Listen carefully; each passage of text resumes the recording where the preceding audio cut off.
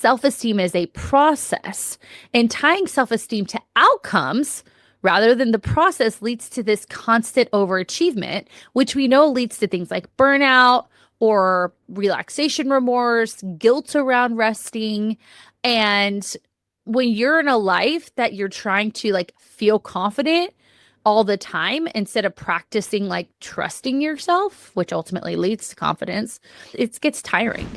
Welcome to the Mindset Mirror Connection podcast, the podcast where we debunk the eat less, move more, shrink more mentality and focus on what really matters, which includes your relationship with your body, food, self-worth, and the behaviors that align with all of those. I'm your host, Christina Hathaway, licensed therapist with specialized training in food and body obsession, certified personal trainer and nutrition coach. At the Mindset Mirror Connection podcast, we believe what you say in your mind, you see in the mirror. So let's have a conversation about that. Before we get into today's episode, I want to make sure you subscribe to this YouTube channel. Also, if you don't want to miss any content that's being dropped, make sure you hit that notification bell as well. I also want to know who are the people you want to hear from on this show and what topics would you like me to continue to cover. Thank you so much for your continued support. Now, let's get into the episode. What's up, everyone? Welcome back to the Mindset Mirror Connection. I am so excited to have you back for another amazing episode. For those of you who are new to this podcast, I like to start off just talking about life, and who knows what I end up talking about. I mean, I'll talk about some reality TV, my own stuff going on, whatever. So if you don't want to hear any of that, you can check out the show notes and it will tell you when we start today's conversation. And our conversation today is about 6 ways to actually build your self-esteem. And this is going to kind of rock your world a little bit because I think a lot of people feel like self-esteem is about feeling good all the time, when I'm actually going to check you on that a little bit. So if you want to figure out when that starts, check out the show notes below. So where to start, guys? I don't even know. I feel like, I have stopped drinking, right? And I'm just kind of leaving drinking to like special occasions. As y'all know, still doing it. I'm still fucking doing it. So I feel like I'm really boring because we don't do a lot of things.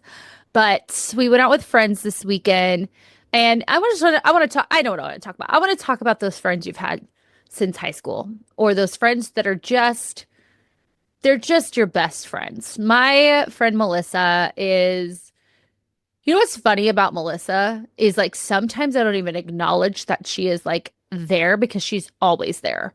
She is just a sister. I mean, this is a person who like would go to my parents' house and I wouldn't even be there, right? She showed up at the hospital. My dad was there. It wasn't just a, hey, or is your dad okay? It was like, oh no, I'm coming.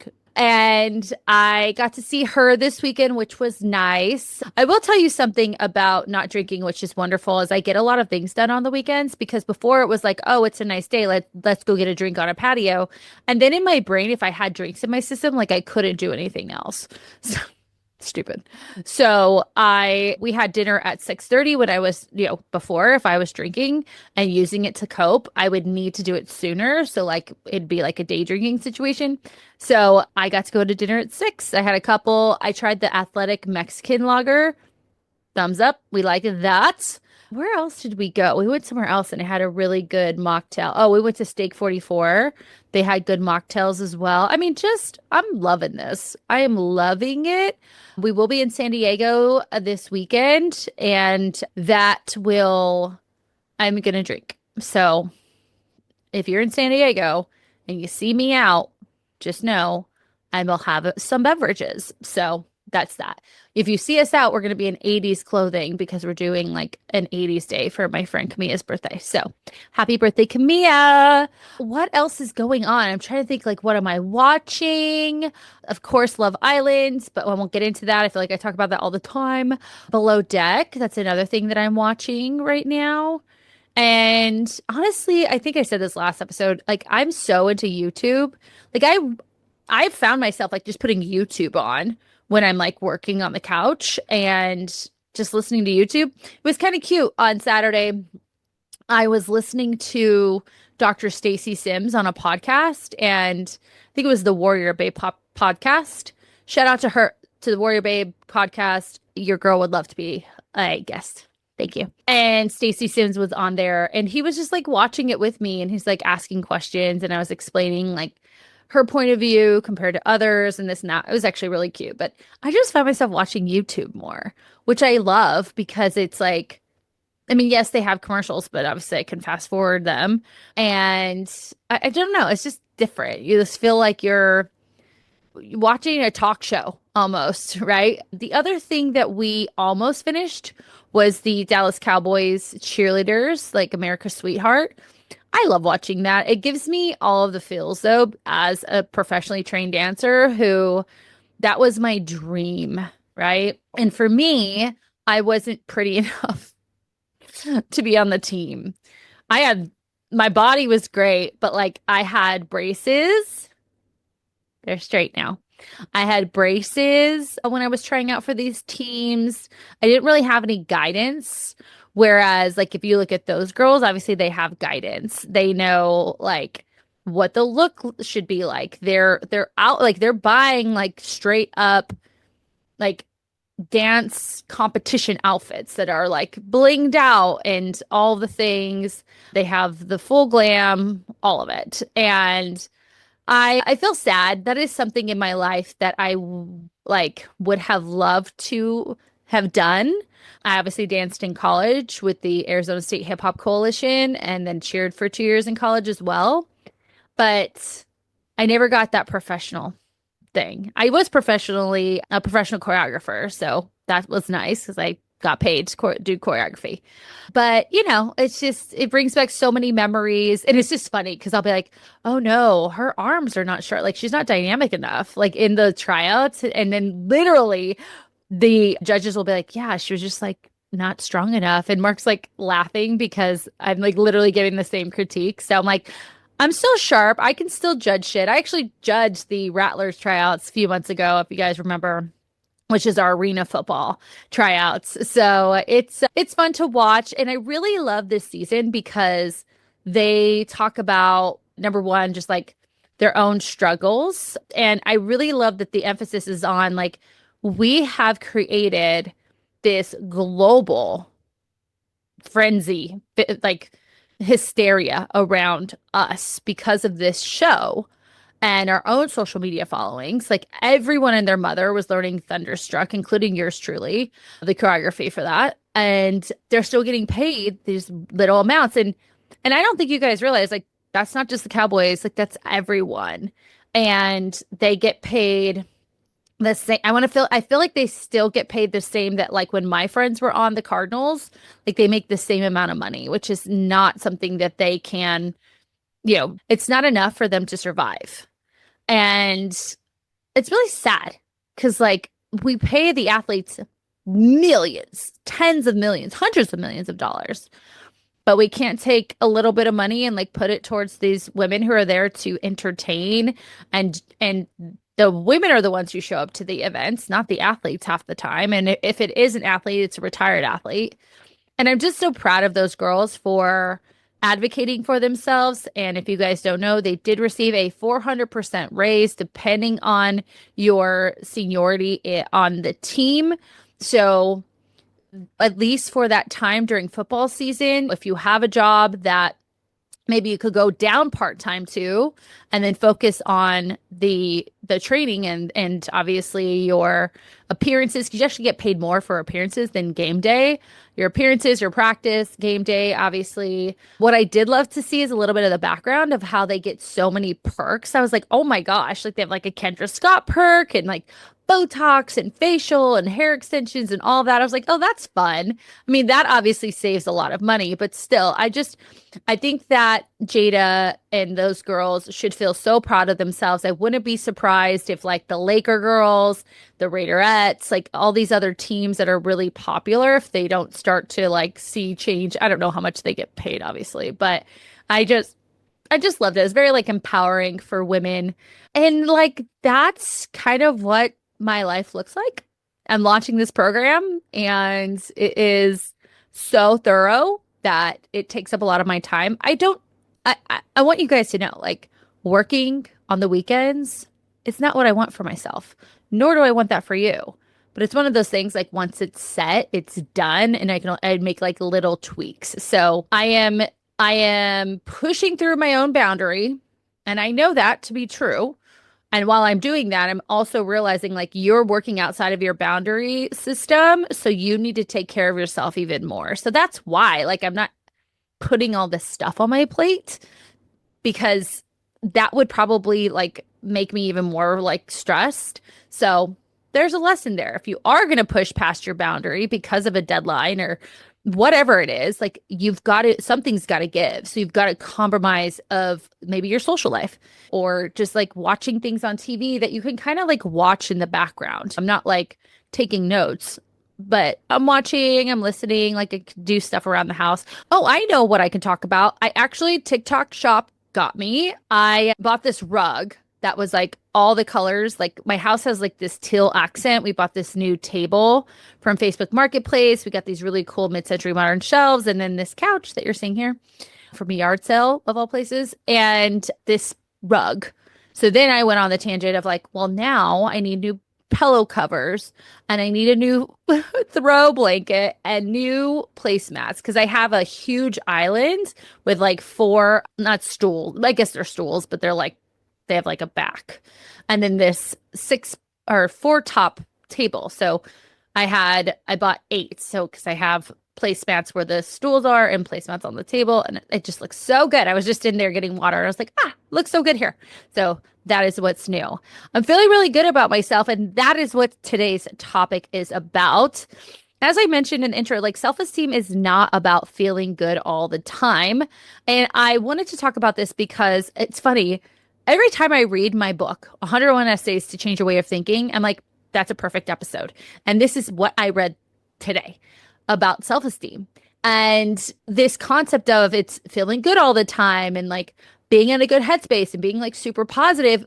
And yes, there's aspects of that, but it's more in the quiet. It's in the grounding, knowing that you can face life's challenges with clarity, with agency and choice, with self-respect, not because you're doing everything like perfectly or good, but because you're in the practice of showing up for yourself. And I think that's incredibly important. Again, it's not about feeling good all the time. It's also not found in like the mirror. It's not found in the scale. It's found in managing your mind when things feel messy, when things feel uncertain or out of control. I know this has been something that I have. It's whenever I get these messages, I'm like, I needed to hear that. Like, this is for me. And now I'm giving it to you. So if you're listening to this and this resonates, you're welcome. It's for you. Most women that I work with are chasing confidence through performance, though. And we really need to learn that self-trust is built in response. It's not built in like the winning. It's not built in the deadline or goal that you words, goal that you achieved. It's built in like how you manage to do that. And that's really important. So let's talk about the myth of feeling confident. Directly from the book, I wrote down self-esteem is not why you feel, but how you think and what you believe you're capable of. And many of us were taught to think that self-esteem is either something you have or you don't have, right? And I understand self-esteem is like obviously our perceptions of self. I understand it. I just understand it at a deeper level because I study human behavior, right? And one of the things it said in this book that I thought was so brilliant was like self-esteem is a process, right? It's not a personality trait. It's not a character flaw if you don't have it.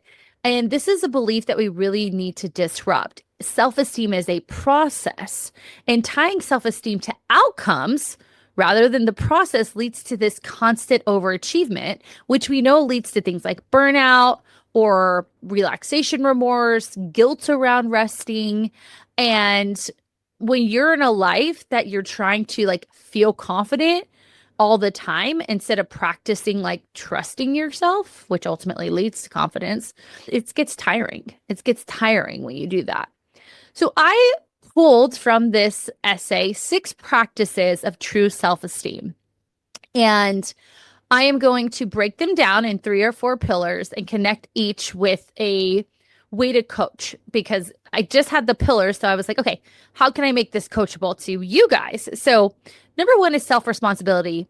You are the agent of your own life. Let me say that again. You are the agent of your own life. You need to stop outsourcing your peace to things like the scale, to your schedule, to other people's validation, to your income.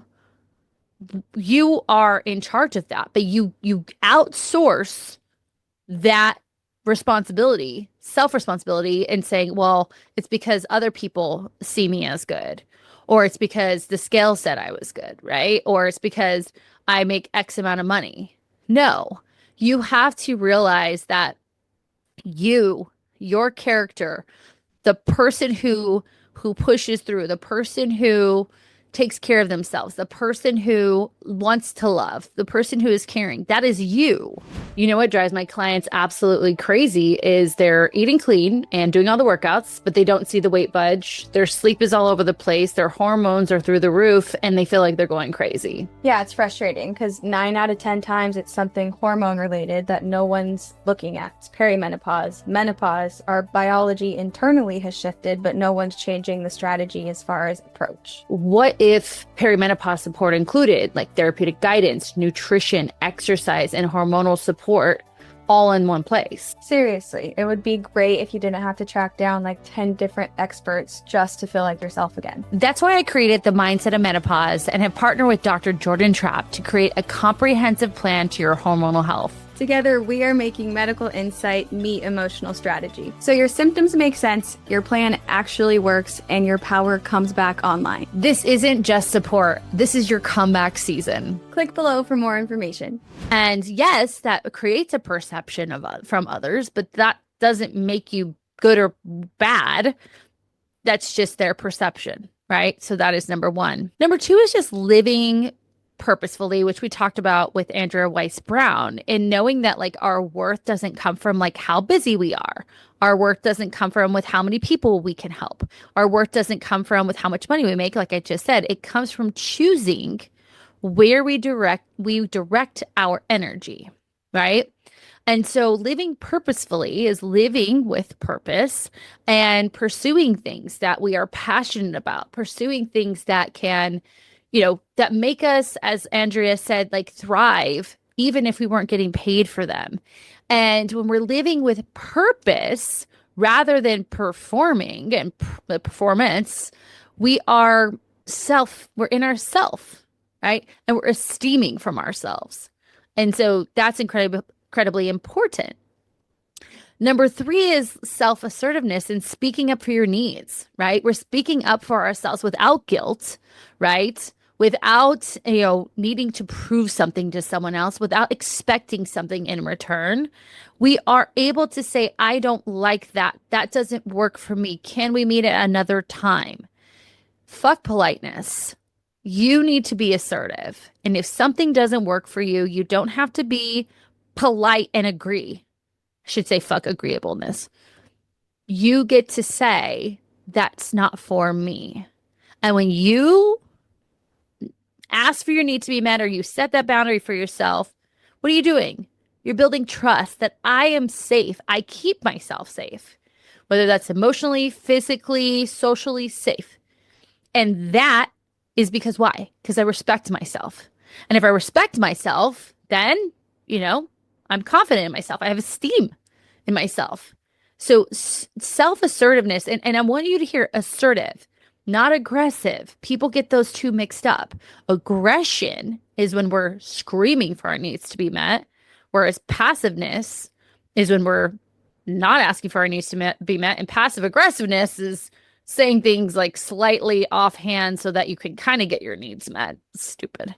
So be assertive. Be assertive. And the last one is personal integrity. So when your actions align with your values, this is so important, especially you guys when nobody is watching. You build trust in yourself. This is something I think of often, of like, I always in my mind are like, what if my client saw me right now? This is a big reason I talked about it. Like I really reduced alcohol. Like I want people trust me and they trust how I educate them. They trust the information, like you guys listening. And I never want to be a person. I never want to be a character. I feel like when we're characters, we're not working from integrity. We're working from this persona we think other people want from us. And then when we get home, we do all these things. It's like those women, and I talked about like Janelle Roner. I've talked about some of the gals I know who literally are on GLP-1s and saying that they're not. Women who have gotten liposuction and said that they're not. And they're saying that their training program is why that is. That's not working from integrity, right?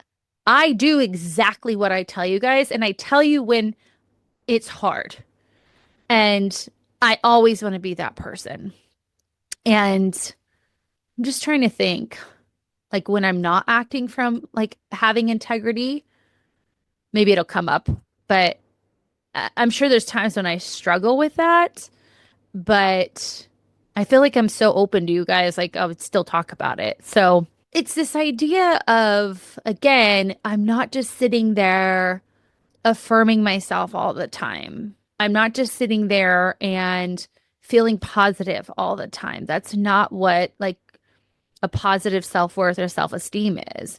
It's understanding that times will get tough and we will have setbacks. And I have the capacity to get through it. I talked recently about my little mental breakdown about just like the social media and marketing side of this business. And as someone who, for those of you who don't know, I have had amazing support, excuse me. I don't know, but some more, I think is what I said. Amazing support from the guys at Mind Pump. And for those who don't know who that is, give them a follow, please.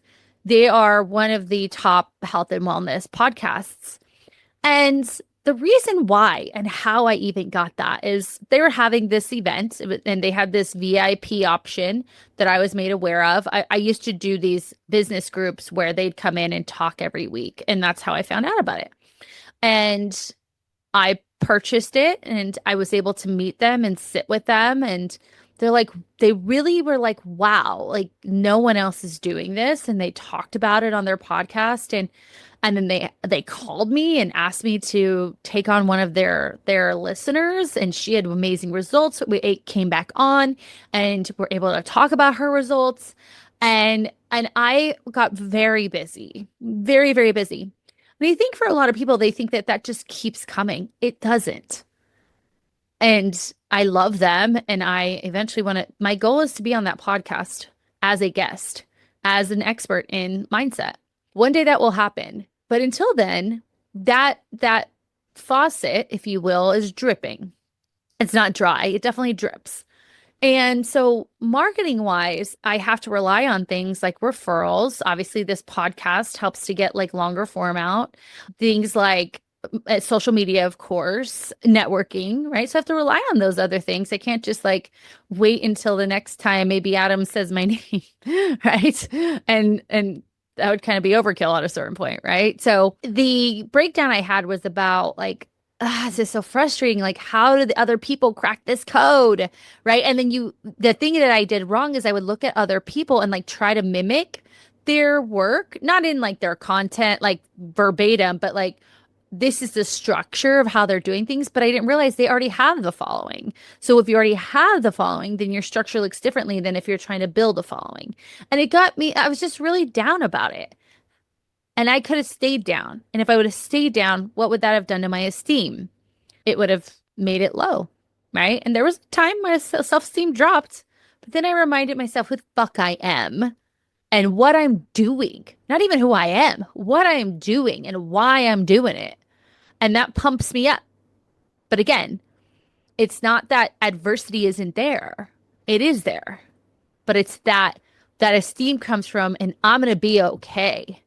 I'm going to be okay no matter what happens. I would prefer that this company can thrive until I'm old and gray, right? I would love to do this for the rest of my life. This is what I would do for the rest of my life, other than maybe write books about this. So we have to rebuild when we feel broken, is basically what I'm trying to say. And get back to, again, this like who I amness. And I want you guys to realize like self-esteem is not an emotion, it's a belief in your ability to handle, right? It's a belief to handle things that come.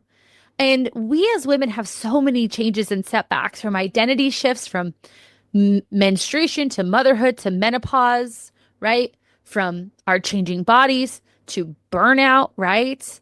And these setbacks are so important because those are the times when we can rebuild our self esteem. And rebuilding that self esteem starts with that daily integrity. It's not a perfect integrity, it's not performative. It is just showing up for yourself. And I talked about this in the habits episode of like, wow, I kept that promise to myself because that's what integrity is. And I keep a promise to myself that I will never give up on something until like I have no client left. Like if there's no one left, then it's probably time to go. But that's not any time close. That's not even, I don't even know if that'll ever happen, right? If I can help one person, then we're doing okay, right? Daily integrity. And that's why when you guys, like clients, when you say, "Oh my God, this happened," I want you to know that that that's so inspiring to me. Like, look, you helped influence this. Now you guys make the choice to make those decisions. And I will never take that away from you, nor do I want to. But I get to influence and witness this, and that's why I do it. So boom, check for the day. Daily integrity. I showed up. I helped that person. I took care of myself. Daily integrity, right? And really we need to debunk this idea of like I need to feel better to take action around something. Like I still don't feel great about this marketing thing, but I continue to take action, right? I continue to move forward because my actions build my beliefs. So the more that I do it, the more that I figure out, the more that I'm going to start seeing change or something better. That's something I like to think too. Like I said, what if putting all my time and energy into Instagram is not the thing I need to do, and maybe I need to go put more time and energy on TikTok because I have a greater following there, right? And people are they engage. Like I have messages right now on TikTok about menopause, and they ask for the PDFs and they do all the things. So for those of you listening, I want you to think about when maybe you've become complacent and the scale's ticking up, which what the scale is whatever, but you're feeling more fatigued. Your joints are hurting because maybe you're putting on extra weight and this isn't hormonal. And you have a couple choices. Like you can obviously your inner critic could come out and just talk major shit to yourself. Obviously that doesn't help anything. Or you could placate yourself and be like make excuses. And I see this sometimes where people are like, well, I was choosing my mental health, which yes, I get that, but there's sometimes we're placating that. Or I can look at it and be like, okay, this sucks. However, I will get through this. I will figure it out. I know I can take the steps to figure out why my energy is low, make changes. I've done it before. I can do it again. And that builds that esteem, right? And so I want to just go back that taking that responsibility. So I did that. It took responsibility. Like I've been complacent. I have false confidence that I can eyeball food. And it's obvious that I need to practice tracking a little bit more because I wasn't paying attention to portion sizes as much as I thought I was, right? And then living purposefully, right? Choosing where your energy goes. My energy is going to go into my small daily habits. My energy is going to go into celebrating the small wins. My energy is going to go into, cheering myself on or sharing on social media, whatever, right? My energy is going to go into what I can do to feel better, not how I got here. I mean, yes, you want to kind of unravel that, but like what I mean by that is not I'm the worst. I should have made better decisions. I'm never going to lose the weight. We're not doing that, right? Or again, placating the self.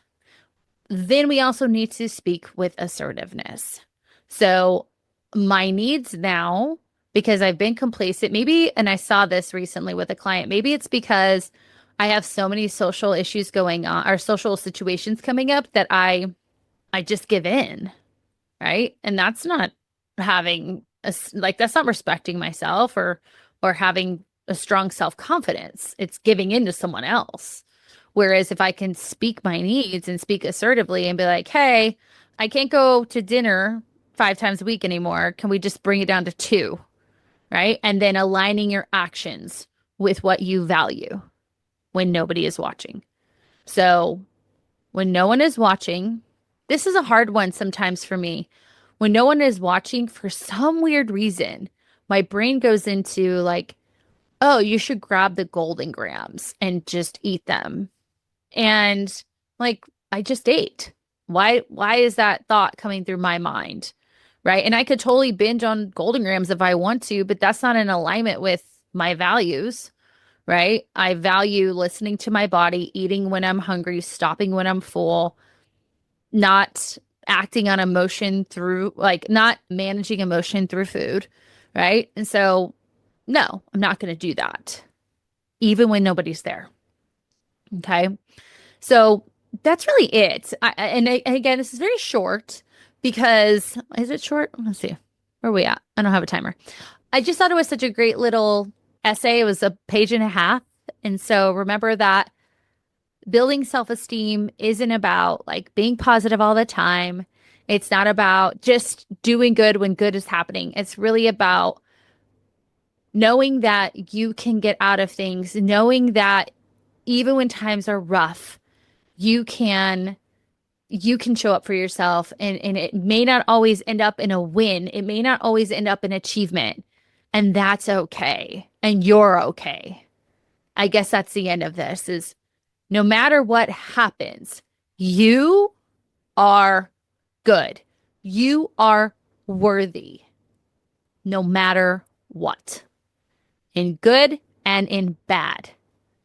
And with that, and every time you recognize that, you are building that worth. You are building that esteem stronger because it's already there, but you're building it to be stronger and stronger. And you're resilient. You're just building that resilience in yourself. That's the word that is impenetrable. And that is the best way to live in this world because really you're fucking Teflon and nothing can phase you. So that's that. I hope you guys found this helpful. It's a shorty. I think that was like 20 minutes, but hey, we do that sometimes. It'd be like that, right?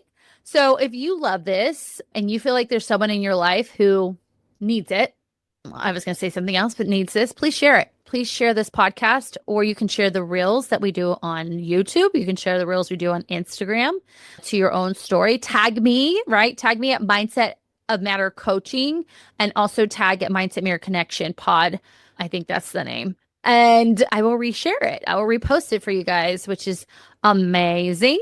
Other than that, you know what to do. Follow, subscribe, review. We need those reviews.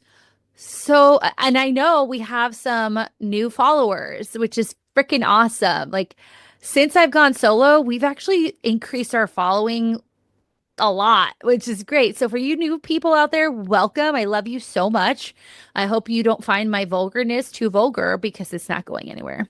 And yes, if you could, I'd love a 5-star rating and review. Don't forget to check out the show notes for information on the mindset of menopause. And other than that, you guys, I will leave you in the same way I do every week, reminding you that what you say in your mind, you see in the mirror. Goodbye.